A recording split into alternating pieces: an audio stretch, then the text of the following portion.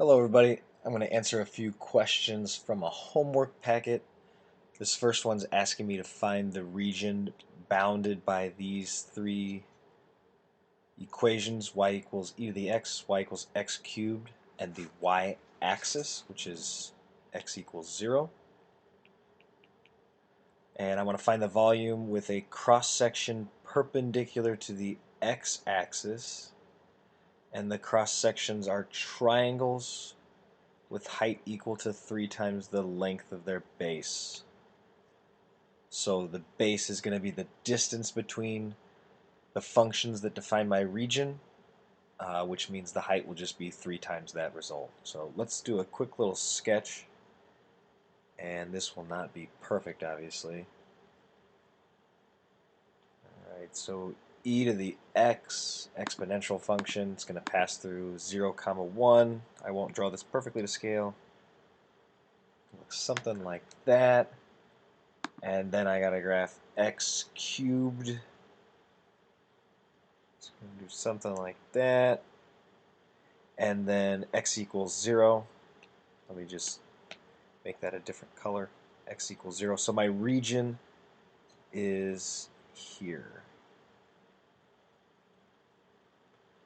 Okay, and I got to find where these intersect so I can set e to the x equal to x cubed.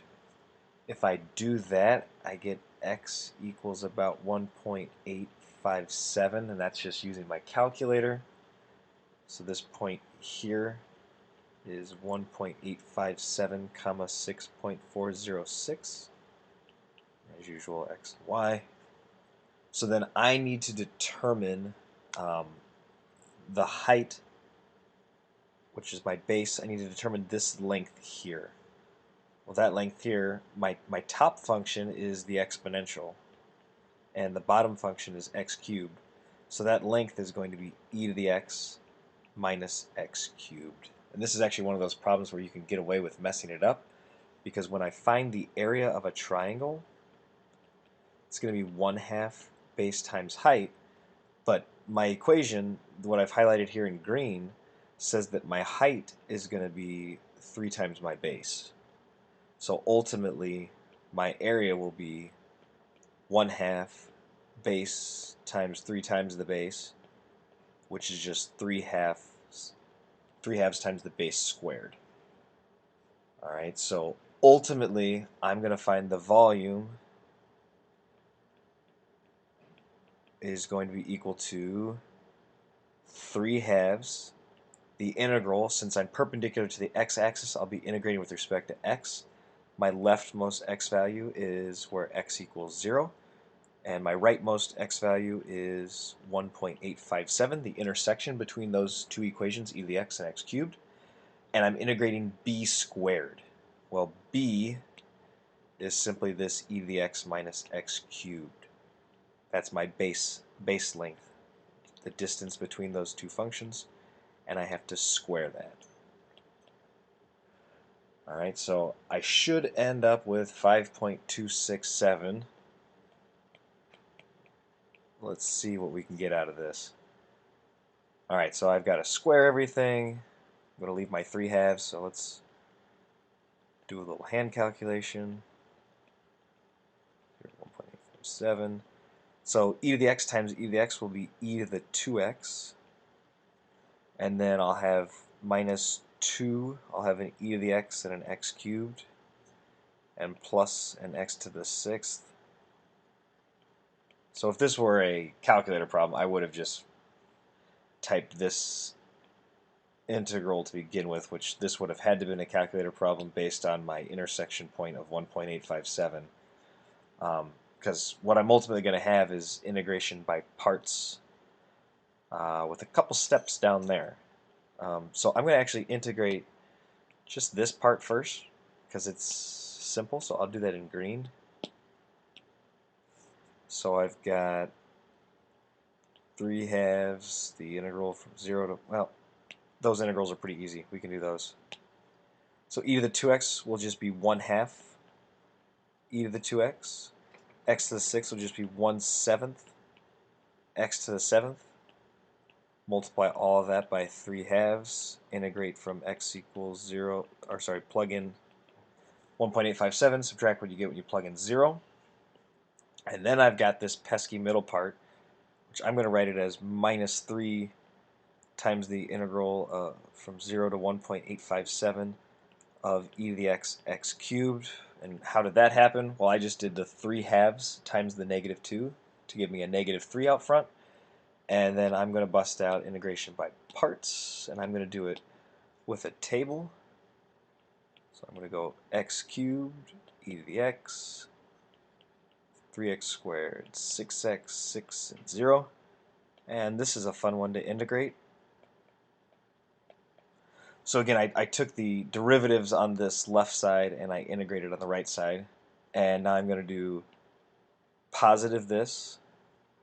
So I've got whatever this result is, I'll let you evaluate that with a calculator, minus 3 times, this is going to be x cubed e to the x, and then I've got minus 3x squared e to the x plus 6x e to the x, and then minus 6e to the x, and this will be evaluated at x equals 0 and 1.857, irrespectively, so opposite order, obviously.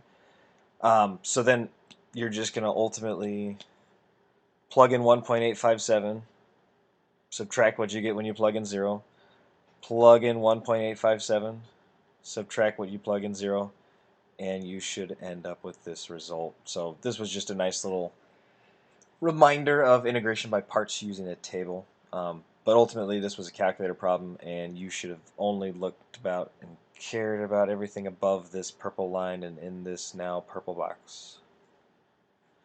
So next question.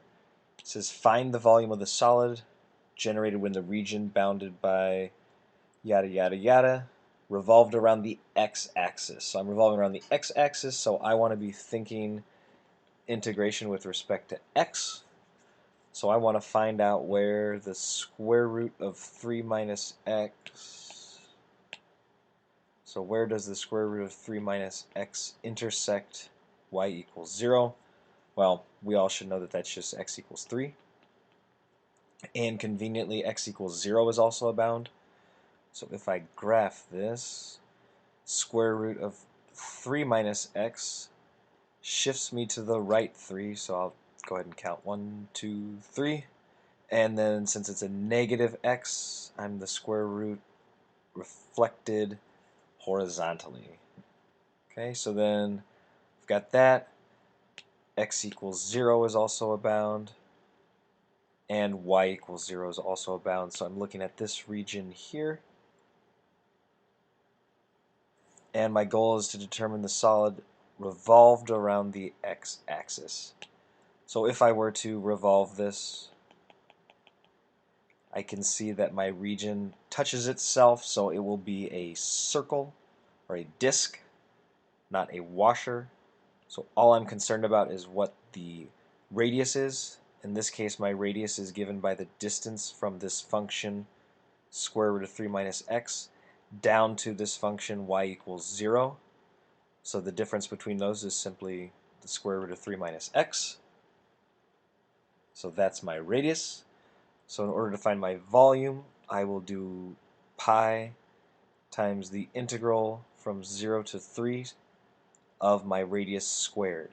So my radius is 3 minus x. Squaring that, again, reminder that the area of a circle is pi r squared. My radius was simply the function root 3 minus x. Alright, so this is a nice one because when I square a square root, technically I get the absolute value of 3 minus x, but it's positive on this entire region 0 to 3.